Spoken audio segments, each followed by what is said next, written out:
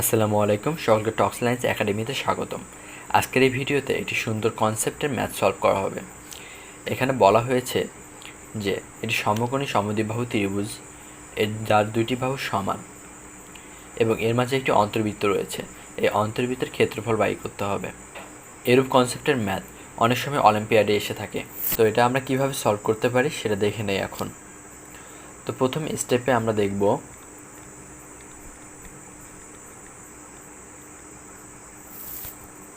আমরা যদি এই ত্রিভুজ এ বি এবং সি এর মাঝে লক্ষ্য করি, তাহলে আমরা বলতে পারবো যে এ বি এবং বি সি এই দুটো সমান। তাহলে A B equals to BC. তো যেহেতু এটি একটি সমকোণী ত্রিভুজ, সেহেতু আমরা এখানে পিথাগোরাসের উপপাদ্য ব্যবহার করতে পারবো। পিথাগোরাসের উপপাদ্যটা আমরা কি জানি? পিথাগোরাসের উপপাদ্য অনুসারে আমরা বলতে পারবো যে A square plus B square equal C square.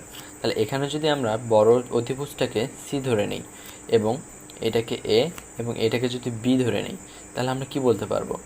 A equal 3, B equal 3, C equal what. তো পিথাগোরাসের উপপাদ্য অনুসারে আমরা বলতে পারবো A square plus B square equal C square. তো এখানে আমরা জানলাম A equal 3, B equal 3 unit. তাহলে এখান থেকে আমরা সি বাই করতে পারবো 3 square plus 3 square equal C square, or 9 plus 9 equal c square, or 18 equal c square, or c equal root 18। আমরা যদি এখন এগুলো মিশাই দেই, এখন যদি আমরা রুট 18কে সহজ করে নিই, তাহলে আমরা কি লিখতে পারবো? রুট 18কে আমরা লিখতে পারবো 9 ইন্টু 2। তো 9-এর উপর রুট মানে কি 3, আর এটা রুট 2। তাহলে আমরা রুট 18কে লিখতে পারবো 3 রুট 2। এবং আমরা কি জানলাম? C equal A C. তাহলে আমরা বলতে পারবো এ সি ইকুয়াল 3 রুট 2। তাহলে আমরা পিথাগোরাসের উপপাদ্য থেকে এ সি এর মান পেলাম 3 রুট 2। আমরা এখন স্টেপ 2 এর দিকে নজর দিব। স্টেপ 2তে আমরা এই সার্কেলটির দিকে লক্ষ্য করব। এখানে যদি আমরা একটা ব্যাসার্ধ এঁকে নিই এবং এখানে যদি একটা ব্যাসার্ধ এঁকে নিই, তাহলে এই ব্যাসার্ধর সাথে এটা স্পর্শক এবং এই ব্যাসার্ধের সাথে এইটা স্পর্শক। তাহলে আমরা কি বলতে পারবো? এইটা 90 ডিগ্রি, এটাও 90 ডিগ্রি। তাহলে এইটা যদি আর হয়, এইটাও আর, আর যেহেতু এইটা 90 ডিগ্রি, এইটা 90 ডিগ্রি, এইটাও 90 ডিগ্রি, তাহলে এইটাও হবে 90 ডিগ্রি। সেহেতু আমরা বলতে পারবো এটি একটি স্কোয়ার অর্থাৎ বর্গ। তাহলে এখানে আমরা কি বলতে পারবো? যদি এইটা আর হয়, এইটাও হবে আর, এইটাও হবে আর, এটাও হবে আর, কারণ এটা একটা বর্গক্ষেত্র, আর বর্গক্ষেত্রে প্রত্যেকটি বাহু সমান হবে। তাহলে যেহেতু আমরা বিডি ইকুয়াল আর লিখতেছি, সেহেতু আমরা এডি ইকুয়াল কি লিখতে পারবো? এডি ইকুয়াল আমরা 3 মাইনাস আর লিখতে পারবো। আবার যদি আমরা বিসি থেকে বি যদি বাদ দেই, তাহলে এই অংশটুকু আমরা লিখতে পারবো 3 মাইনাস আর। এখন আমরা স্টেপ 3তে লক্ষ্য করব। এখানে আমরা ওই উপপাদ্যটা ব্যবহার করব স্পর্শকের। যদি কোনো বহিস্থ বিন্দু থেকে বৃত্তে দুটি স্পর্শক টানা হয়, তাহলে ওই বিন্দু থেকে স্পর্শক বিন্দু দ্বয়ের দূরত্ব সমান। তাহলে এইটা যদি আমার কোনো স্পর্শক বিন্দু হয় এবং এইটা যদি আমার স্পর্শক বিন্দু হয় এবং এটা বহিস্থ বিন্দু, তাহলে আমরা কি বলতে পারবো? এই বাহু আর এই বাহু সমান।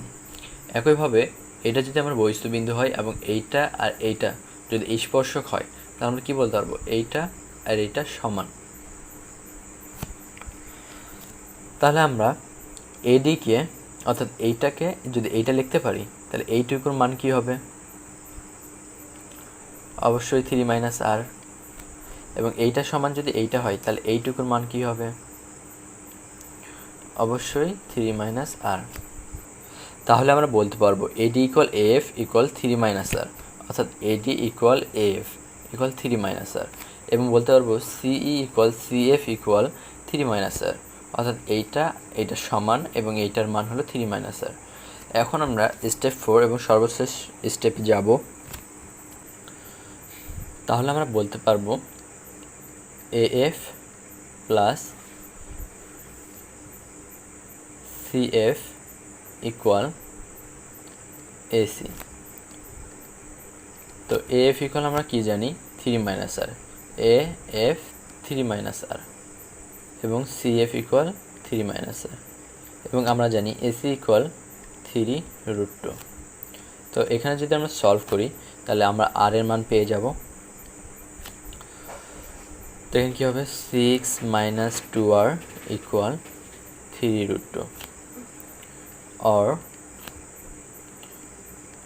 2r ইকুয়াল, আমি যদি এইটা এদিকে পার করি এবং 3√2কে এদিকে পার করি তাহলে 6 minus 3√2, or r equal 6/2 divided by 2। অতএব আমি r ইকুয়াল কি লিখতে পারবো 3 মাইনাস 1.5√2। তাহলে আর এর মান পাওয়া গেল 3 মাইনাস 1.5√2। যেহেতু আমাদেরকে এই সার্কেলটার ক্ষেত্রফল বাই করতে হবে, তা সার্কেলের ক্ষেত্রফলের সূত্র আমরা জানি পাই স্কোয়ার। তাহলে এরিয়া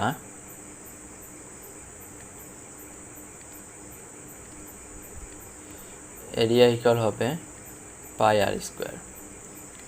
পাই আর স্কোয়ারকে আমরা লিখতে পারি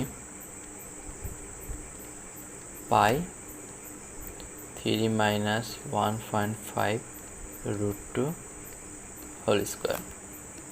তাহলে আমাদের ক্ষেত্রফল হবে 2.426 স্কোয়ার ইউনিট। এটা হইল আমাদের উত্তর। এখানে আমরা পায়ের মান আনুমানিক 3.1416 এবং √2 এর মান আনুমানিক 1.414 আনুমানিক ধরনে হিসাব করলে আমরা পাবো 2.426। আজকের এই ভিডিওটি এই পর্যন্তই। সকলের সুস্থতা কামনা করে ভিডিওটি শেষ করতেছি। আসসালামু আলাইকুম।